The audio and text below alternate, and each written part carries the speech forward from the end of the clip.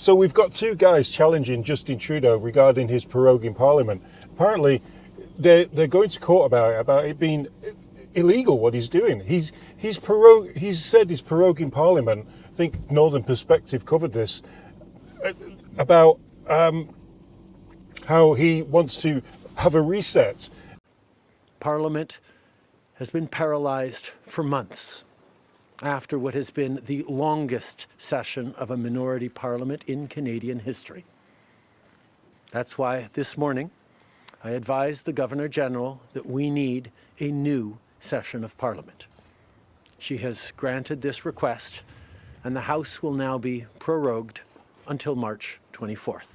And how nothing's been done in Parliament. That's mainly because he's not handing over the papers for the scandal, the green slush fund scandal that's going on. He won't hand over the papers because he'll incriminate himself. And the other reason why he's done it really quickly is because right out of the gates there was going to be a no confidence vote, and Justin Trudeau jumped in front of that.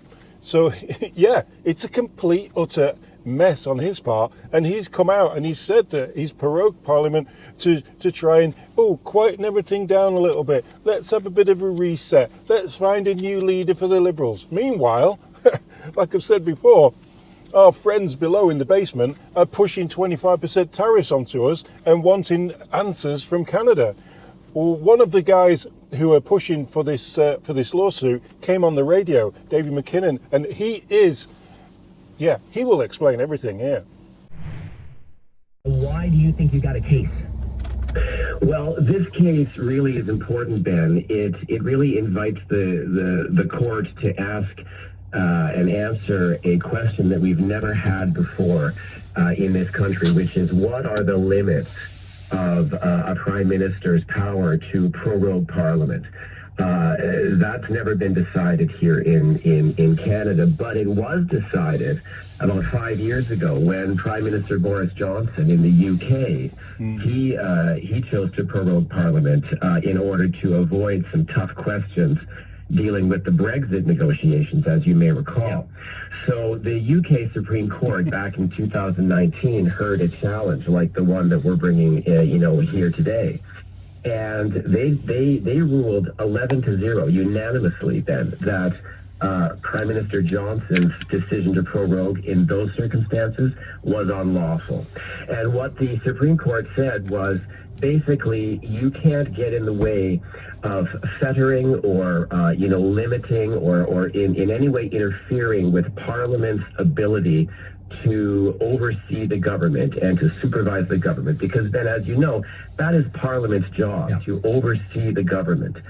And so what we're suggesting in our case is a similar thing is happening. When you've got a prorogation for 11 weeks, and you've got a prorogation where the reasons given by the Prime Minister on Monday were, number one, to do a leadership race, which, our clients will argue, Ben, that really has nothing to do with the business of government.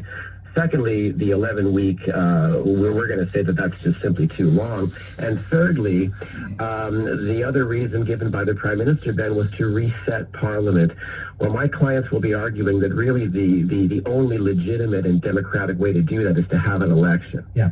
And so really what we're talking about here is, when you look at all the circumstances, this adds up to the government of the Prime Minister deciding to remove Parliament from the equation for a few months and to not allow them to supervise the functioning of the government. And we say that that's not reasonable.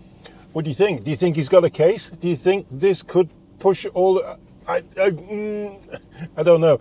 He did say afterwards that Trudeau's going to have to get a lawyer, or the Liberal government are going to have to get lawyers on this, because they will have to prove their case. They will have to prove that this is a proper and legitimate reason to prorogue Parliament.